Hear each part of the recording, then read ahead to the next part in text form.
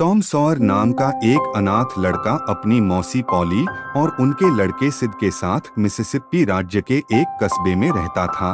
एक दिन वह स्कूल से बंक मार देता है और एक झगड़े के दौरान अपने कपड़े गंदे करके घर आता है। उसकी मौसी उसे सजा के तौर पर कहती है कि वह पूरी बाउंड्री वॉल को पेंट करे। उसे पहले तो यह काम बेहद बोरिंग लगता है, लेकिन जल्दी ही वह पड़ोस के बच्चों को फुसलाता है। वह उन्हें कॉन्विंस करता है कि दीवार को पेंट करना एक बहुत महान काम था और किस्मत वालों को ही इसका मौका मिलता है। अगर वे इस काम को करना चाहते हैं तो उन्हें कुछ कीमत देनी होगी। सब बच्चे कॉन्विंस हो जाते हैं और टॉम को अपने घर से कुछ महंगी चीजें लाकर देते हैं। इसके बदले टॉम उन्हें दीवार को पेंट करने का मौका देता है। यह इस नावेल का हिस्टोरिक सीन माना जाता है, जो काफी दिमाग से लिखा गया था। टॉम पैसे भी कमा लेता है और दीवार भी दूसरों से पेंट करवाता है। इसके बाद वह इन महंगी चीजों के बदले चर्च के टिकट ले लेता है। वह टिकट केवल उसे मिलते थे जो बाइबल के वर्सेस को रट लेता था। बाद में टॉम इन टिकट्स को चर्च के पादरी को दिखता है। वह बहुत प्रभावित होता है। उसे लगता है कि शायद टॉम ने इतनी कम उम्र में बाइबल के वर्स को याद कर लिया है, तभी उसे इतने टिकट्स मिले हैं। इसके बदले उसे एक बाइबल इनाम में दी जाती है, लेकिन जल्दी ही टॉम की बेइज्जती हो जाती है। जब उससे पूछा जाता है कि पहले दो डिसाइपल कौन थे, तो टॉम इसका उत्तर नहीं दे पाता। वह कहता है कि डेविड और गॉलियत, जबकि यह गलत जवाब था। इससे उसकी पोल खुल जाती है। इसके बाद टॉम को कस्बे में आई नई लड़की बिट्टी से प्यार हो जाता है, लेकिन जल्दी ही उनका ब्रेक अप भी हो जाता है, क्योंकि बिट्टी को पता चलता है कि उससे पहले भी टॉम की एक गर्लफ्रेंड रह चुकी है, जिसका नाम एमी था। इससे बिट्टी नाराज हो जाती है और टॉम से मिलना बंद कर देती है। एक रात टॉम अपने दोस्त हकलबेरी फिन के साथ कब्रिस्तान में जाता है। वे वहां कोई जादू का टोटका करना चाहते थे, लेकिन वे देखते हैं कि वहां पहले से ही कब्रों को लूटने वाले 3 लुटेरे पहुंचे हुए थे, जिनके नाम रॉबिन्सन, मफ और इंजन थे। वे तीनों एक कब्र को खोदकर एक लाश निकालते हैं, लेकिन तभी मफ बेहोश होकर गिर जाता है। उसने बहुत शराब भी पी रखी थी। तभी रॉबिन्सन और इंजन में किसी बात को लेकर झगड़ा हो जाता है और इसी बीच इंजन अपने साथी रॉबिन्सन का मर्डर कर देता है और वहां से भाग जाता है। टॉम और हक यह सब देखकर घबरा जाते हैं। वे कसम खाते हैं कि मर्डर के बारे में किसी को कुछ नहीं बताएंगे और वे दोनों भी वहां से भाग जाते हैं। इसके पश्चात इंजन हत्या का इल्जाम मफ पर लगा देता है। मफ ने उस वक्त शराब पी रखी थी और उसे कुछ भी याद नहीं था। उसे अरेस्ट करके जेल में बंद कर दिया जाता है, लेकिन अब टॉम और हक को ग्लानि होने लगती है। एक दिन टॉम, हक और उनका दोस्त जो घर से भाग जाते हैं, वे मिसिसिपी नदी के एक आइलैंड पर चले जाते हैं। उनका प्लान पायरेट्स, लुटेरे बनकर खजाने ढूंढना था। कुछ दिन तक वे अपनी आजादी का आनंद लेते हैं, लेकिन एक दिन उन्हें पता चलता है कि कस्बे के लोग मिसिसिपी नदी में उनकी लाशें ढूंढ रहे हैं, क्योंकि उन्हें लग रहा था कि शायद तीनों लड़के नदी में डूब गए हैं।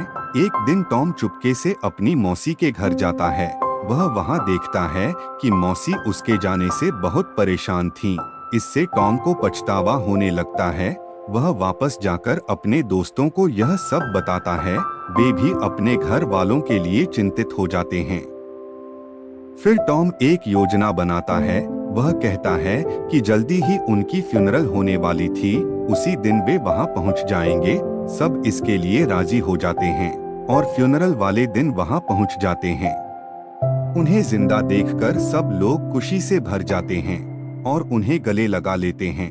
इस सब से उनके दोस्तों को बहुत ईर्ष्या होती है, क्योंकि उनका हीरोस जैसा स्वागत हो रहा था।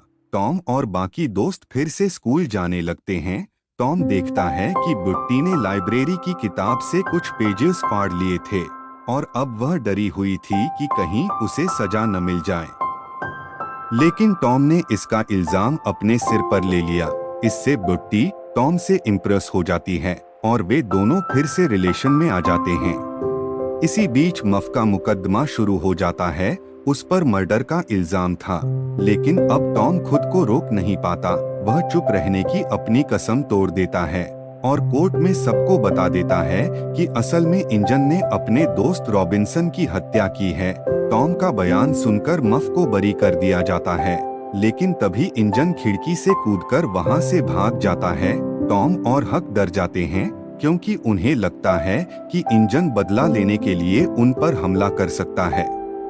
कुछ समय बाद गर्मी की छुट्टियां पड़ जाती हैं और स्कूल बंद हो जाता है। एक दिन टॉम और हक एक भूतिया घर हॉन्टिंग हाउस में खजाने की तलाश में जाते हैं। जब वे ऊपर वाले कमरे में थे तो उन्हें नीचे से कुछ आवाजें सुनाई देती हैं। वे छुपकर सुनने लगते हैं। वे देखते हैं कि इंजन वहां आया हुआ था। उसके साथ उसका एक साथी भी था। इंजन अब तक एक गूंगे बहरे स्पेनिश आदमी के भेष में कस्बे में रह रहा था। इस समय वह यहाँ चोरी किया हुआ सोना दबाने आया हुआ था। जैसे ही वह खुदाई करता है, उसे सोने से भरा एक बॉक्स और मिल जाता है। यह देखकर उसकी खुशी का ठिकाना नहीं रहता, लेकिन तभी उसे वहाँ टॉम और हक के टूल्स दिखते हैं।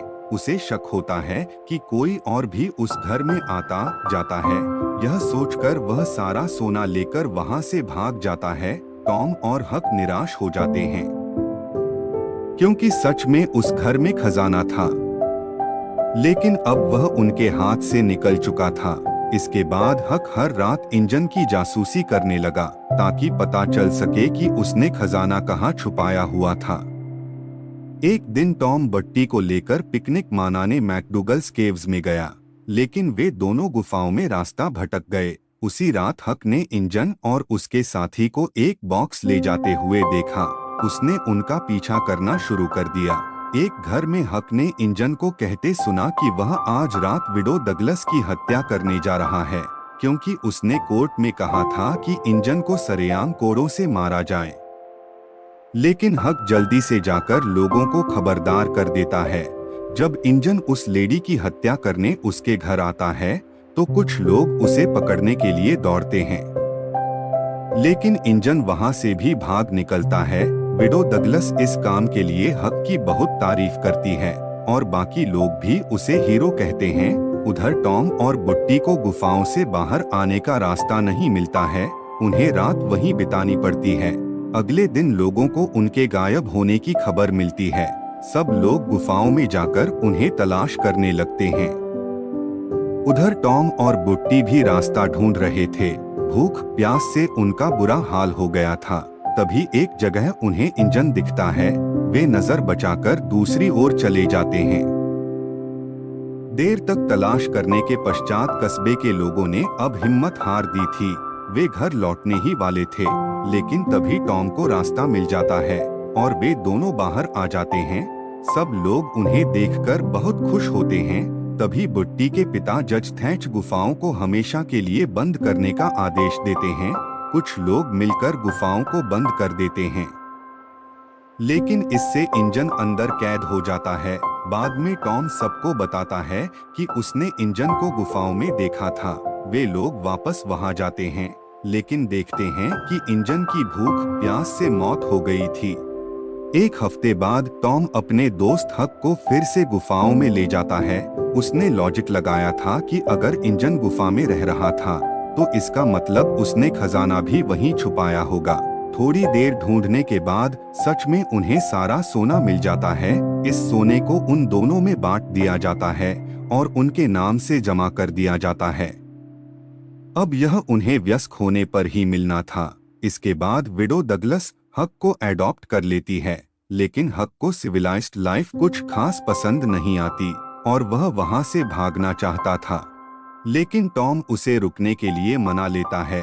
वह उससे कहता है कि अगर वह सिविलाइज्ड तौर तरीके सीखेगा तो वह उसकी रॉबर गैंग में शामिल हो सकेगा। हक उसकी बात मान लेता है। इसके बाद वे दोनों गर्मी की छुट्टियों में खूब मजे करते हैं।